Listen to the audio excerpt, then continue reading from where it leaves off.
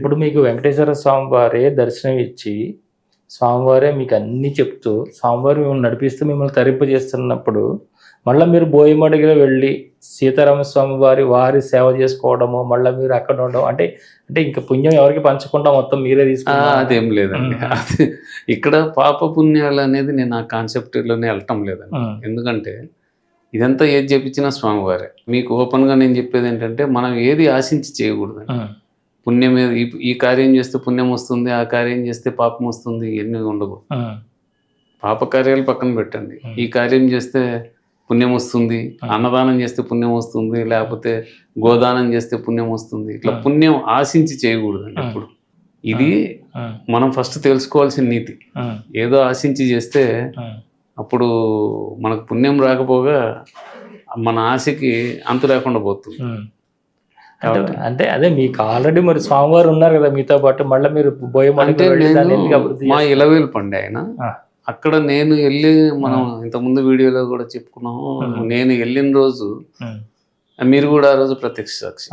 ఎందుకంటే నేను వెళ్ళినప్పుడు అక్కడ స్వామివారికి కనీసం ధూపదీప నైవేద్యాలు కాదు కదా, మొత్తం పూజలు పట్టింది ఆయన. అది నేను స్వామివారు నన్ను అక్కడికి పిలిపించుకున్నారు. అంటే మనకి ఇష్టదైవమైన ఇలవేల్పు, ఇష్టదైవం ఉన్నా కూడా ఇలవేల్పు వేరు, ఇష్టదైవం వేరు అండి. ఫస్ట్ ఇలవేల్పు ముందు ఇంట్లో దేవుణ్ణి సంతృప్తి పరిస్తే మనం బయట దేవుళ్ళని సంతృప్తి పరుస్తాం. సో అందుకని ఆయన బహుశా నన్ను ఎన్నుకొని నన్ను అక్కడికి రప్పించుకున్నారు. ఇక్కడ ఇలవేల్పు ఈ విధంగా అంటే ఆలయానికి ఎలాంటి అభివృద్ధి లేకుండా బూజులు బట్టి ఉంటుంది కదా, అప్పుడు మీకు ఏమైనా ఇబ్బందులు కలిగినాయండి? ఈ ఆలయంగా అంటే నా పర్సనల్గా కలిగాయండి. నాకు మా గురువు గారు ఆయన అడ్వైజ్ వలన టీఏపీ రంగాచారి గారు అక్కడికి వెళ్ళడం జరిగింది. ఎందుకంటే మా బాబుకి కొద్దిగా సివియర్గా ప్రాబ్లమ్, హెల్త్ ఇష్యూ వచ్చింది. పాపకి ఆల్మోస్ట్ అపెండిసైటిస్ సర్జరీ, ఇన్ఫెక్షన్ వచ్చి సర్జరీ అయ్యింది. ఆల్మోస్ట్ డెత్ స్టేజ్కి వెళ్ళి మళ్ళీ వెనక్కి వచ్చింది. మీరు అన్నారు చూడండి పుణ్యం ఆశించి అని. నేను ఆ రోజు కూడా స్వామివారిని ఒకటే అనుకున్నాను, మా అబ్బాయికి ఎట్లా జరిగినా, మా అమ్మాయికి ఎట్లా జరిగినా, నేను ఒకటే అక్కడ నిల్చొని ఒకటే అనుకున్నా, నాన్న మీ మనవడు, మీ మనవరాలు, మా అబ్బాయికి జరిగిన నీ మనవడు ఉంచితే ఉంచు, తీసుకెళ్తే తీసుకెళ్ళిపో, నిర్ణయం నీదన్నా. ఆయన ఏమీ అవ్వదన్నాడు, అట్లానే ఉన్నా. వాడు ఇప్పుడు masters in health and wellness management చేసి ఎంబీబీఎస్ అయిపోయిందా థాయిలాండ్లో ఉన్నాడు, జాబ్ ట్రయల్స్లో ఉన్నాడు. మళ్ళీ పిహెచ్డీ ఏదో చేస్తా అంటున్నాడు. పాపది కూడా అదే పొజిషన్. అసలు హోప్లెస్ కేసు అని చెప్పారు. ఎందుకంటే అపెండిసైటిస్ ఇన్ఫెక్షన్ బాడీ మొత్తం వచ్చేసింది. అప్పుడు నీ ఇష్టం అని చెప్పాను. ఆయన అసలు హోప్లెస్ కేసును కూడా ఆయన బయటపడిస్తా. ఆయన ఏదైనా చేయగలిగిన ఘటన సమర్థుడు మా నాన్న. నాకు ఎందుకు వస్తున్నాయి స్వామివారికి ఇంతలా చేస్తూ ఉన్నాను కదా, మీకు ఎందుకు వస్తున్నాయి కష్టాలను ఆలోచించాను సార్. ఇది కర్మఫలం సార్. కర్మఫలం అనేది ఎవరమైనా అనుభవించాల్సింది. చాలామంది నన్ను అడుగుతుంటారు. ఇప్పుడు నేను ఇప్పుడు హైదరాబాదు వచ్చి నేను షోల్డర్ నాకు ఇట్లా ఫ్రోజన్ అయింది, బ్యాక్ పెయిన్ ఉంది, నాకు నెక్ తిప్పలేను, ఇవన్నీ కర్మఫలాలు. మీ స్వామి కనిపిస్తున్నాడు కదా, ఆయన ఇట్లా చేత్తో తీసేయచ్చు కదా అనొచ్చు. అది కరెక్ట్ కాదు. కర్మఫలం అనుభవించాలి. సాక్షాత్తు శ్రీకృష్ణుడు అంతటోడే కర్మఫలం అనుభవించాడు. ఎవరమైనా ఆయన అసలు వేదాలు సృష్టించిన ఆయన, ధర్మాన్ని పరిరక్షించడానికి, ధర్మ సంస్థాపన చేయడానికి వచ్చిన ఆయన. మరి ఆయన ఎన్ని కష్టాలు పడ్డాడా? రాముడు అంతటోడు కష్టాలు పడలేదా? కృష్ణుడు పడ్డాడా? ఆయన అంటే మనకి ఆచరించి చూపాడు సార్. కష్టాలు అంటే ఇవన్నీ యాక్చువల్గా మా అమ్మ సీతమ్మ కాళ్ళు కందిపోతాయి మరి యువరాని, అటువంటి ఆమె అడవుల్లో తిరిగింది కదా చెప్పులు లేకుండా. రావణాసుని చెరలో ఉండలేదా? మరి వాటితో పోల్చుకుంటే మనం పడే కష్టాలు ఏమో సార్. ఈరోజు మనం ఎక్కడికైనా వెళ్ళాలంటే 4 వీలర్ వేసుకుని వెళ్తున్నాం. సో కర్మఫలం అనేది అనుభవించాలి. కర్మఫలము అనుభవించకుండా నాకు స్వామి కనపడ్డాడు కదా అని చెప్పేసి నేను మొత్తం నేనేదో పెద్ద పరమోన్నతుని, పరమ పురుషుణ్ణి అని భావన కాదు. అక్కడ కర్మఫలం అనుభవించాలి. నన్ను చాలామంది అడుగుతుంటారు, మాకు ఈ నొప్పులు ఉన్నాయి, ఆ నొప్పులు మీ స్వామికి చెప్పి ఆన్సర్ చెప్పొచ్చు కదా అంటే, స్వామి ఏం చెప్తాడు? కర్మఫలం అనుభవించాలి. లేదా వైద్యుని సంప్రదించకుండా ఇంట్లో కూర్చొని నేను పూజలు చేస్తానంటే కుదరదు. మనం కుక్కర్ పెడతాము, ఒట్టి బియ్యం పోసి కింద మంట వెలిగించకుండా కుక్కర్ అంటే లేదా ఎలక్ట్రిక్ కుక్కర్ అయితే స్విచ్ చేయకుండా రాదు కదా భోజనము. అంటే దేవుణ్ణి నమ్ముకుంటే మనకి అన్ని కూడా తీరిపోతాయి కదా, మరి అలాంటప్పుడు తీ కూడా ఎందుకు తీర్చడని అనుకుంటారు కదా. దేవుణ్ణి నమ్ముకుంటే అంటే దేవుడు కూడా కర్మఫలం అనుభవించమని చెప్తారు సార్. ఎందుకంటే జంతువునాం నరజన్మ దుర్లభ అన్నారు. కొన్ని కోట్ల జన్మల తర్వాత మనకి ఈ జన్మ వచ్చింది. అంటే మన పాప కర్మల్ని తొలగిస్తూ తొలగిస్తూ తొలగిస్తూ ఈ జన్మ ఇచ్చాడు. మనం తల్లి కడుపులో ఉన్నప్పుడు ఇట్లా ఉంటామండి, బెండ్ అయి పడుకొని ఉంటాం. మీకు తెలిసిన విషయం, అందరికీ తెలిసిన విషయమే. అంటే మనం ఏమంటున్నాం, చాలా మంది ఏమనుకుంటాం ఇట్లా ఉడుకొని ఉన్నాడు అని అనుకుంటాం. ఆ లోపల 9 మాసాల తల్లి కడుపులో ఆ చీకటి గుహలో నథింగ్ బట్ డార్క్నెస్. ఆ చీకటి గుహలో మనం పడుకొని స్వామి నన్ను వెలుతురుకు తీసుకువెళ్ళు భూమి మీదకి, నేను అన్ని పుణ్యకార్యాలు చేస్తా, నీ సేవలో తరించుతా అని మనం దండం పెడుతుంటాం. టైం వచ్చినప్పుడు ఆయన మనం బయటకు వచ్చేస్తాం. బయటకు వస్తూనే మాయ కప్పుతుంది. ఈమె మా అమ్మ, ఈమె మా నాన్న, మా అక్క, మా తమ్ముడు, ఈ మాయలో పడిపోతాం.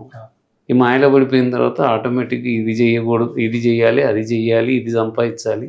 దీంట్లో మన బంధాలు, బంధుత్వాలు, పట్లాటలు, రకరకాలుగా ప్రలోభాలకు గురైపోతాం. సో కర్మ అనేది చేస్తూనే పోతుంటాం. దీంట్లో మనం పూజలు చేసినంత మాత్రాన కాదండి, ఫస్ట్ మనం అనుసరించాల్సింది ధర్మ మార్గం.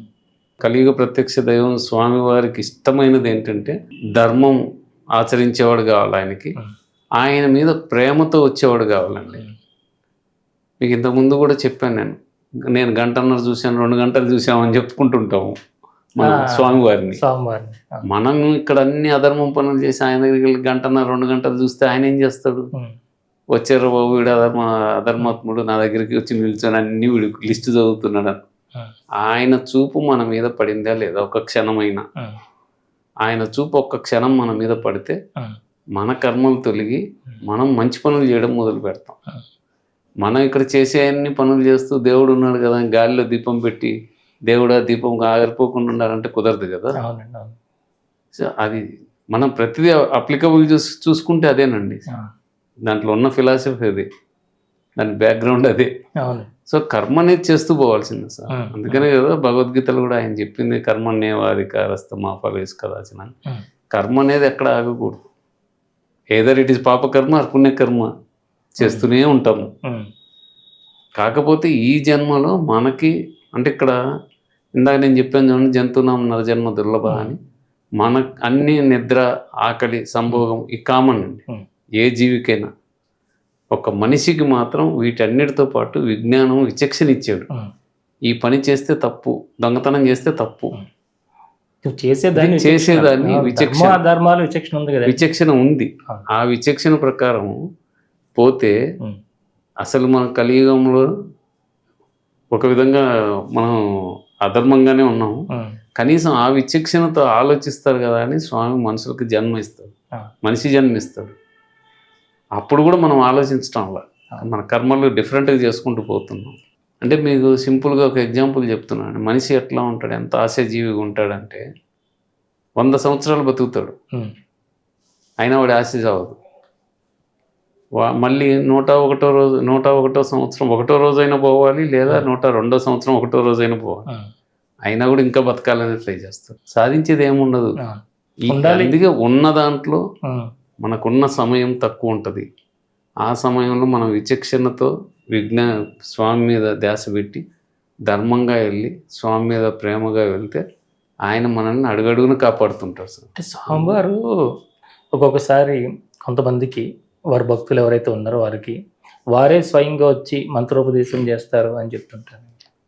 చేయొచ్చండి, ఆయనకి అసాధ్యమైనదంటే ఏమి లేదు. ఆయన ప్రతిదీ సుసాధ్యమే, మనకు అసాధ్యంగా కనిపించవచ్చు. ఇప్పుడు నా ఎక్స్పీరియన్స్ నేను చెప్పానండి మా అందరికీ. వాళ్ళు నీకే ఎందుకు కనిపించారు, మాకెందుకు కనిపించలేదంటే దానికి నా దగ్గర ఆన్సర్ ఉండదు.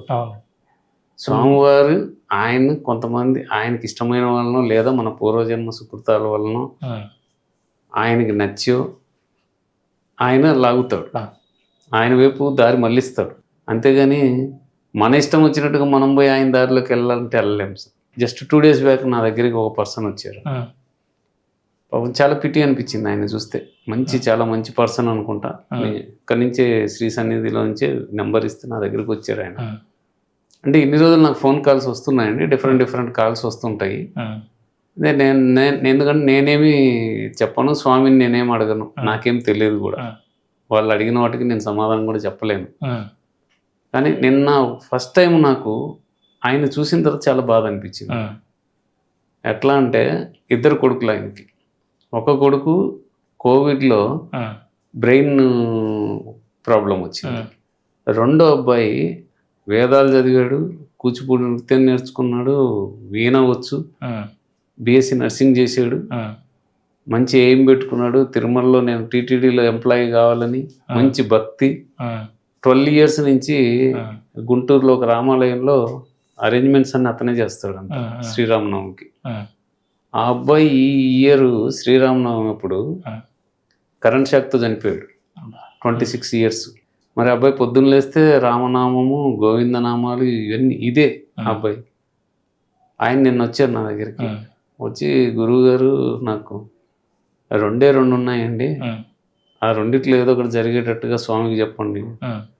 బాబు నేను ఆయనకు చెప్పేంతటోని కాదు అంటే, లేదు సరే మీ ఏంటో చెప్పండి చూద్దామంటే అప్పుడు ఇదంతా చెప్పుకుంటూ వచ్చారు.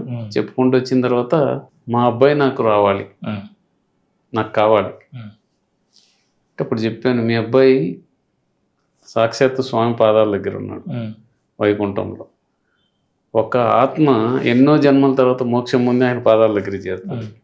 అటువంటి వాడిని మీ ఈ బంధాలన్నీ కలిపి మళ్ళీ మీ అబ్బాయిని వెనక్కి రప్పించుకొని మీ కొడుకుగానో లేకపోతే మీ కొడుకుగానో రప్పించుకోవాలి అనేది వదిలేసేయండి. చాలా సృష్టికి విరుద్ధమైన పని. స్వామి ఎప్పుడు సృష్టికి విరుద్ధమైన పని మనం చేస్తే దానికి రివర్సల్ ఆయన డిఫరెంట్గా చేస్తాడు. అది మీరు తొలగించుకోండి మైండ్లో నుంచి. మీరు రెండోది ఏంటి అని అడిగాను. అంటే నేను తిరుమలలో అక్కడ ఉండి, అదంతా సాలగ్రామం కదండి, నేను అంతా అక్కడే ఉండి అక్కడే సెటిల్ అయిపోయి అన్ని తపస్సు చేసుకుంటూ చెట్లు పుట్టలో ఏ చూసుకుంటాను నేను చెప్పాను. మీరు ఇక్కడ కూర్చుంటే స్వామి లేదా అని అడిగారు. మీ అంతరంగంలో స్వామి ఉన్నాడా లేదా, మీకు ఆ నమ్మకం ఉంది? ఉన్నారండి. ఇప్పుడు చెప్పాను, తిరుమలలోనే ధర్మం ఉందని, మిగతా చోట్ల ధర్మం లేదని అనుకోవద్దు, లేదా మిగతా చోట్ల స్వామి లేడని అనుకోవద్దు. మీరు కూర్చున్న దగ్గరికి స్వామి రావాలి. అట్లా ధర్మ మార్గంలో మీరు వెళ్ళండి. స్వామి మీద మీకు వీణొచ్చు అన్నారు, వీణ వాయిస్తూ స్వామి కీర్తనలు పాడుతూ రమించండి. దాంట్లో ఆటోమేటిక్గా స్వామి మీ దగ్గరికి వస్తారు. త్యాగరాజ స్వామి దగ్గరికి రాలేదా, మరి ఆయన దగ్గరికి వచ్చాడు కదా, భక్తులందరినీ కరుణించారు. ఆయన అందరినీ కరుణిస్తాడు. తుకారాం దగ్గరికి రాలేదా కష్టాల్లో ఉన్నప్పుడు అని చెప్పి పంపించాము. ఆయన గురువు గారు మీరు చెప్పినట్టు చేస్తా అన్నారు, చేస్తే మంచిదే. అట్లా ఉన్నారండి. అంటే కర్మ అనేది చేస్తూ ఉండాల్సిందే. దాంట్లో మనం చేసే ఆ విచక్షణ జ్ఞానం ఇచ్చాడు కాబట్టి భగవంతుడు మనకి మనిషి జన్మ ఇచ్చి, మనం చేసేది పాపకర్మ పుణ్యకర్మ అని ఆలోచించుకోవాల్సింది కూడా మనకే ఉంది. మనం ఆలోచించుకుని దాని ప్రకారం మనం చేసుకుంటూ పోవాలి. అప్పుడు మోక్షానికి ఈ జన్మ కాకపోయినా నెక్స్ట్ జన్మ అనేది ఒక స్టెప్ అహెడ్ అవుతాం. ఈ పరమపద సోపాన ఆటలో ఆ పాముల నోట్లో పడకుండా నిచ్చెనెక్కుతాం. సో అట్లా మన పుణ్యకర్మలు చేస్తూ స్వామివారిని సదా ఆయన కైంకర్యంలో తరిస్తూ చేస్తే ఆటోమేటిక్గా ఆయన సన్నిధానానికి చేరుకోవడం అనేది ఖచ్చితంగా జరుగుద్ది.